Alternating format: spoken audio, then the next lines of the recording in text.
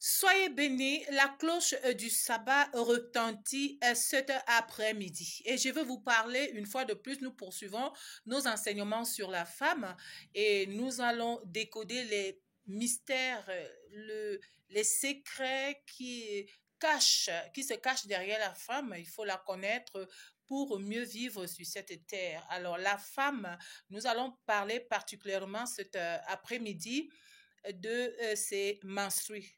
Le pouvoir et la puissance des menstrues. Nous avons vu la dernière fois que les menstrues pouvaient vous désacraliser. Les menstrues peuvent apporter le bonheur chez la femme.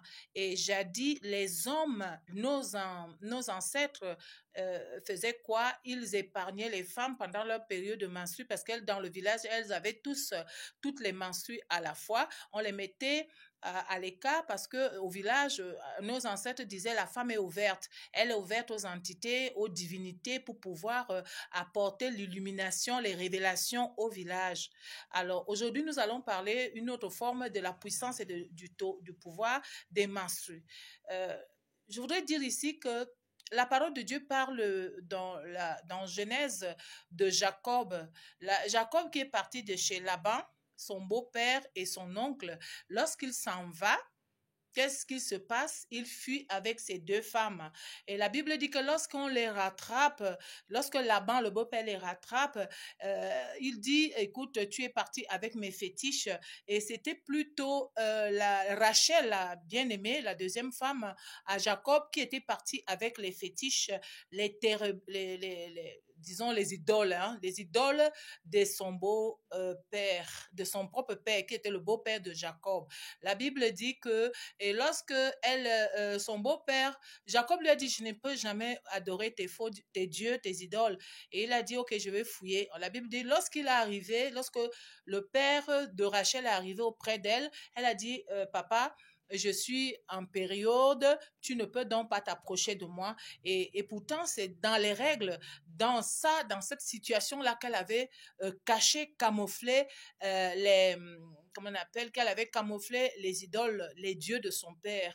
Et à partir de cette situation, cette situation ou cet acte qu'avait posé Rachel lui a causé la mort, a causé vraiment un retardement dans la vie de Jacob parce que elle a fait adorer les idoles au peuple d'Israël.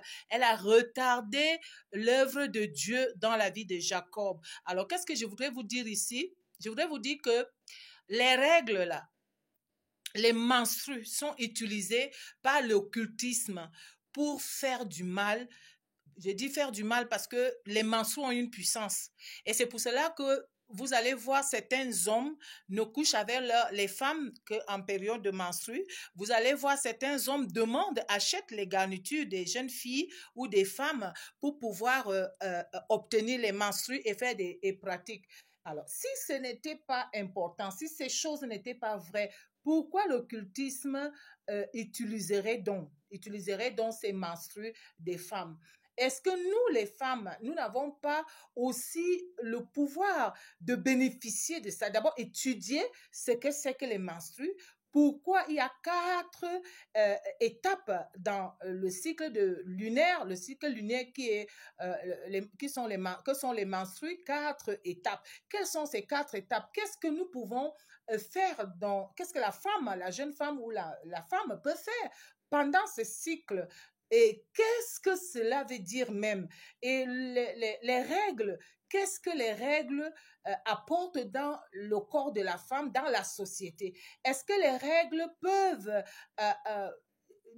apporter quelque chose de plus? Mais toujours est-il que je suis venue vous dire que les règles, si vous ne les utilisez pas en votre faveur, sachez que quelqu'un va le faire contre vous et prendre tout ce que vous avez. Je vais donc dire à toutes les jeunes filles, vous qui jetez vos règles, vous pouvez jeter vos règles quelque part sur un terrain, sur une poubelle, même si on n'utilise pas, mais peut-être c'est sur un cimetière, sur une terre qui a été pratiquée, et vous retrouvez complètement stérilisé, c'est-à-dire vous ne pourrez plus faire d'enfants. Au travers des les règles dont sont, puisque les règles, je vous ai expliqué la dernière vidéo, ce que c'est que les règles, je ne reviens pas dessus. C'est toute une entreprise, toute une organisation pour accueillir le bébé. Et lorsque le bébé ne vient pas, qu'est-ce que nous pouvons faire de ces restes? Est-ce que nous devons les jeter comme ça? Est-ce que nous devons les utiliser? Pendant cette période, qu'est-ce que vous devriez faire? Moi, je vous conseille pendant cette période à méditer, à vous, euh, à vous retirer de beaucoup de bruit. Et les bruits, vous savez ce que c'est.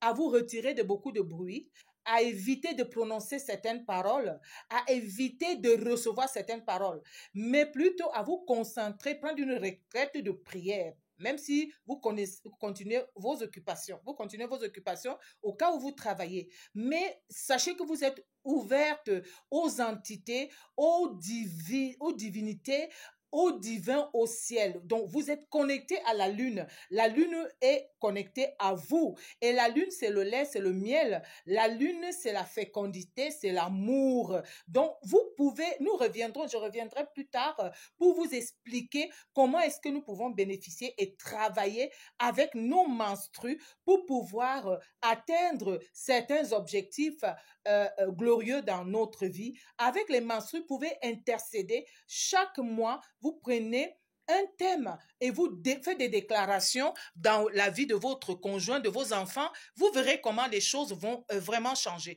La période de menstrues, si donc vous voyez que la parole de Dieu avait parlé, nos ancêtres parlaient d'isoler les femmes parce qu'elles sont impures. Mais que ferez-vous aujourd'hui? Vous entrez dans un taxi, une femme a les règles, vous n'allez pas demander, allô, je vais en Djambelen, est-ce qu'il y a les femmes là ont les règles? Non, vous vous asseyez partout, là où les femmes en règle se sont assises. Et vous, parfois même les femmes en règle vous imposent les mains, ou alors elles vous opèrent, ou elles vous traitent dans les hôpitaux, ce sont des médecins et autres. Donc, est-ce que nous pouvons encore de nos jours et continuer à utiliser cette ignorance qui dit que la femme en règle est impure? Qu'est-ce que cela veut dire, cette impureté? Est-ce que les règles qui donnent la vie, qui sont le symbole de la fécondité, de la procréation, peuvent subitement se transformer en impureté, en quelque chose de dangereux? Non, les règles, quand vous allez les connaître, lorsque vous allez connaître les mystères, le mystère derrière les règles, je vous promets que vous serez bénis. Même les femmes qui sont en ménopause continuent d'être en connexion avec la lune, continuent d'être ouvertes à la lune. Alors, je reviendrai avec beaucoup plus de révélations, beaucoup plus d'astuces pour que nous puissions avoir des règles bénies, des règles qui nous bénissent, des règles qui nous rendent prospères, des règles qui nous connectent aux cieux, qui nous connectent à la spiritualité. OK? Soyez bénis et veuillez vraiment vous abonner, s'il vous plaît. Soyez bénis.